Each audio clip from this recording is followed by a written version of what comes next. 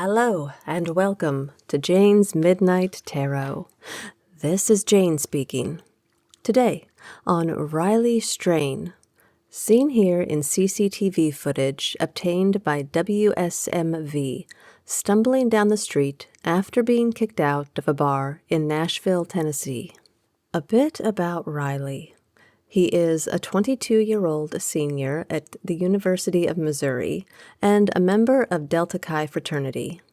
He has blonde hair, blue eyes, is 160 pounds, and 6'5". Good gracious, he's a lanky youngster. 6'5", skinny college kid. My goodness gracious. He has close ties to his family and friends, and his parents have said that he would talk to his mother multiple times a day. As a matter of fact, on Friday, March 8th, at about 7:30 p.m., he FaceTimed his mom just for a quick, hey, how are you? I'm having a great time, before he went to bed. So, sweet kid. We like that. However, all communication from Riley stopped last week. Once again, on Friday, March 8th, Riley and his Delta Chi brothers were at Luke's 32 Bridge, a bar owned by country music star Luke Bryan. According to their records, Riley had 1 alcoholic drink and 2 waters. Around 9:35 p.m., security at the bar escorted Riley out the front door. A friend walked with him to the door, but Riley left alone. The security team released a statement that says they, quote, made a decision based on our conduct standards to escort him from the venue through our Broadway exit at the front of our building. He was captured on CCTV near the intersection of 2nd Avenue and Church Street. He appeared to stumble and fall, then he got up and kept walking. At 9:47 p.m., surveillance video captured Riley crossing 1st Avenue north to Gay Street.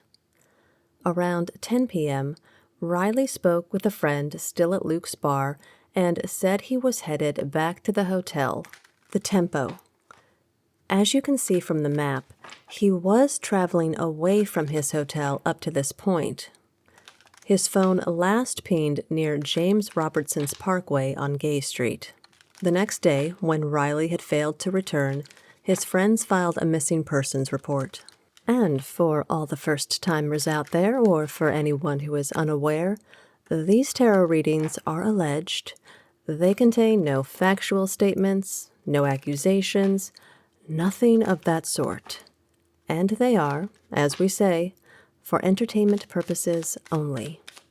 So, let's get started. And we begin with a look at the general energy surrounding Riley's disappearance, a look at what will guide this reading. And we have the 6th house. That's the house of health and of service, of fitness, diet, hygiene, of foods and drinks that we consume. It also governs daily habits and routines, the practice of getting up, getting dressed, going to work, and it governs the service sector, such as medicine, social work. There is a sense of duty and responsibility in this house, and the need to be of service to others.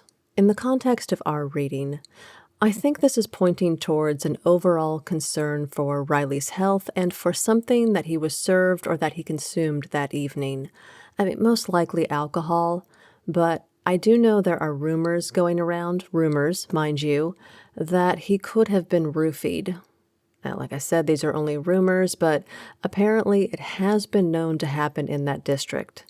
That doesn't mean it happened to him, but that is a possibility. And earlier this week, there were questions about whether Riley was overserved at the bar, which prompted Luke's to release a statement about their records, which indicated Riley only had 1 alcoholic drink, or that he only purchased 1 alcoholic drink and 2 waters. Now, he could have been drinking on someone else's tab, or had a few drinks before he hit the bar. Because from the way he was acting in the video, it does seem like he is either drunk or drugged, or that there is something else affecting his balance. And here we have the Page of Cups and the Sun. So, I mean, I would say for his size and his weight or for his tolerance level, that he'd had too much. So, the Page of Cups is someone who is relatively young and either naive or inexperienced, or has their head in the clouds and isn't paying attention. And the sun, well, it's the sun. It's that big, bright thing in the sky that lights up the earth. It's boundless warmth and joy, which is wonderful. But when you pair that kind of energy with the Page of Cups, it's like a young person who doesn't know when to quit, or it's the tap that never stops. It's drink after drink after drink. It's boundless. Or it is a drink or a drug or an experience that is too much. It's too strong. Next question. Why did Riley walk the opposite direction of his hotel? And we have the Empress reversed. So the Empress is the embodiment of Mother Earth. A protective, nurturing figure, she is abundant, creative, resourceful. In reverse, however, she is either neglectful or overbearing. She abandons her children, leaves food out to rot. She is the narcissist, unable to empathize with the needs of others or recognize the needs of anyone apart from herself. In our reading, this card is saying one of two things, in my opinion. Either Riley wanted to be on his own, he was feeling smothered, claustrophobic, like he needed some space, some time away from his fraternity brothers, some fresh air, so he decided to find somewhere else to sleep, or he was taking the long way back to his hotel. That's one possibility. The second, and I would think the more likely, is that Riley was too affected to find the hotel on his own. I keep picturing an adult, a parental figure, taking a child by the hand and leading them to a destination. It's as though he needed a hand to guide him back to the hotel. And I had wanted to ask, and I almost forgot, but the stories about his conduct at the bar, they've been pretty vague. Like, what did he do to get kicked out? That's what I want to know. And we have the Death card, Major Arcana, change, transformation. So, in essence, Riley changed. Over the course of the night, his personality shifted. This doesn't say how he changed. Death is Pluto in Scorpio, which has an affinity for all things dark and mysterious and taboo. So it could be that he said or did something that creeped someone out, crossed a line, the boundary between the dead and the living, or between those who get to stay at the bar and those who have to leave. Death in the upright position is also voluntary rather than forced. So my personality or my behavior changed because I chose to drink, or because of some choice that I made. Pluto in Scorpio, it also has a self-destructive bent to it, so I got a warning. I was told to knock it off or leave, and I chose to push it, and I got kicked out of the bar. So I would speculate it's something along those lines based on this card. And why did Riley leave the bar alone, or why did no one go with him? Which is not intended as an accusatory question directed at his friends. I'm not saying that they did anything wrong. I'm just curious. And we've got the Ace of Pentacles and the Three of Swords in reverse. So keep in mind that we are dealing with multiple people, with a group of friends, and not everyone will have the same motivation. So I'll just give a rundown of the possible reasons his friends stayed at the bar without him. The Ace of Pentacles, that's missed opportunities, that's lack of resources, and the Three of Swords, this deck, the Tarot of the Abyss, has 2 Three of Swords cards. This one, in reverse, is about lack of knowledge. So someone didn't know that he got kicked out until after the fact. It's also about blockage, things coming between you and your goals, so that could translate to, like, I want to go with him, but I need to close out my tab, or I need to wait for someone else to finish their drink, or I met a hot girl and I want to stay here rather than go with him, so on and so forth. And moving now away from that night, March 8th, more into the present, I'd like to know why Riley, he's not answering his phone, he's not making any calls. Why is he not communicating with anyone? So we've got the Fool and the Lovers. So the Fool is the start of a journey. It's someone taking a leap of faith, blithely unaware of the challenges that lay ahead. And the Lovers is a card of choices. In astrology, the Lovers is Mercury in Gemini, the planet of communication in its home sign, which, it sounds great given our question. It sounds as though Riley should be communicating. However, there's an obstacle that comes with the Lover's card. It's sometimes depicted as a man and a woman standing apart and a mountain between them. And if you think about it, every choice has a consequence. Do I cut the red wire or the blue? Every choice represents one path we didn't take, go left or go right. And together these cards are in effect saying that Riley, I think he encountered an unexpected obstacle that blocked his ability to communicate. That's the best way that I can translate it. And what can be done to find Riley? Up until this point, family and friends and state officials have been searching for him, and 2 people reportedly saw him near a homeless camp near where his phone last pinged. So they have been searching that area as well as the banks and the river that runs near First Avenue North. But there have, at the time of this reading, been no other signs of Riley. So we've got the 9 of Cups in reverse. And I sometimes think of this as the be careful what you wish for card. It's like the child who wishes to eat nothing but cake for the rest of their lives, which sounds great at first, but what about French fries? What about pizza? What about diabetes and high blood pressure? It's the dream that turns into the nightmare. The casual drink after work that blooms into a full-blown addiction.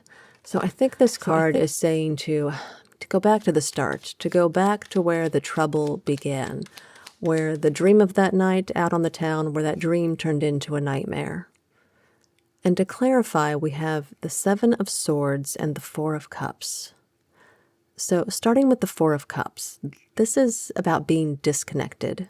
So that could point to the moment when Riley left the bar alone, the moment when he physically parted ways with his friends, or to the moment when his phone last turned on or was last pinged.